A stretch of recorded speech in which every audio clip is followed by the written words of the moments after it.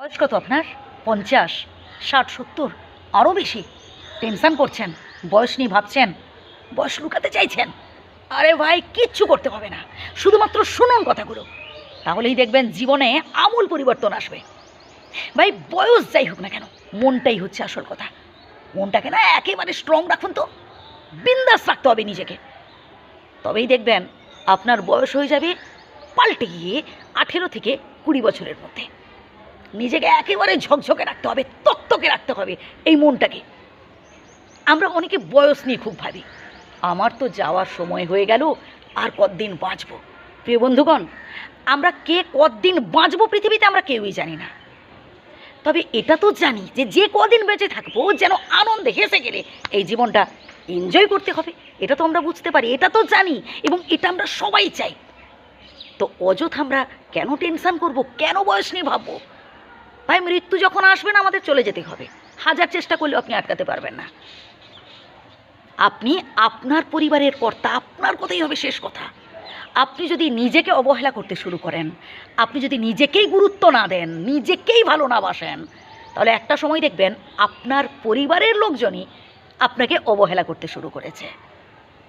আপনি আপনার পরিবারের মেরুদণ্ড ভাই, আপনার পরিবারের দিকে যাতে কেউ আঙুল তুলে কথা বলতে না পারে এ বিষয়ে স্ট্রং থাকতে হবে আপনাকে।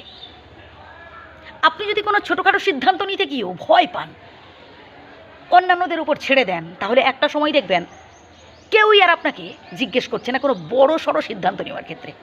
তারা যে যার নিজেদের মতো করে সিদ্ধান্ত নিয়ে নিচ্ছে, কারণ সেই ভুলটা তো আপনিই স্বয়ং করেছেন। প্রথমে আপনি নিজেকেই গুরুত্ব দিচ্ছেন না।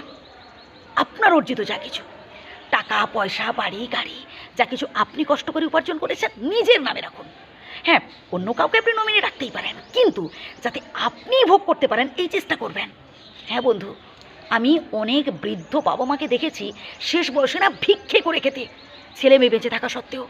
অনেক বৃদ্ধ বাবা মাকে দেখেছি ভাই রাস্তায় রাস্তায় ঘুরে বেড়াতে, নিজের হাত পুড়ে রান্না করছে, কিংবা বৃদ্ধাশ্রমে পড়ে আছে। আপনারা তো খবর দেখছেন, সবটাই জানেন। আমরা সবাই সব কিছু জানি, তবুও চুপচাপ থাকি। তাই প্লিজ বন্ধুরা, এই ভুলটা যাতে করে আপনার জীবনে না হয়, বিষয়ে সচেতন থাকবেন। তাই নিজের নামে সব কিছু লিখে রাখুন, অন্য কাউকে নমিনি রাখুন, আর নিজেকে সবসময় বিন্দাস রাখতে হবে। আপনার যেটা ভালো লাগে করুন না, গান শুনুন, খেলা দেখুন, মজার মজার গল্পের বই পড়ুন, প্রকৃতির সাথে মেশার চেষ্টা করুন, এবং সবসময় মনের জোর রাখতে হবে। 18-19 বছরের মতো ভাই নিজেকে একেবারে যুবক রাখতে হবে, এবং এটা সম্ভব আপনি যদি চেষ্টা করেন। ভাই, আসল রোগ তো এই মনে জমে রয়েছে ভাই, এই টেনশনটাই হচ্ছে আসল রোগ। তাই টেনশন করা যাবে না, একেবারে নিজেকে বিন্দাস রাখতে হবে। ভালো থাকবেন। সমস্ত বয়স্ক বন্ধুদের আমি প্রণাম জানাই।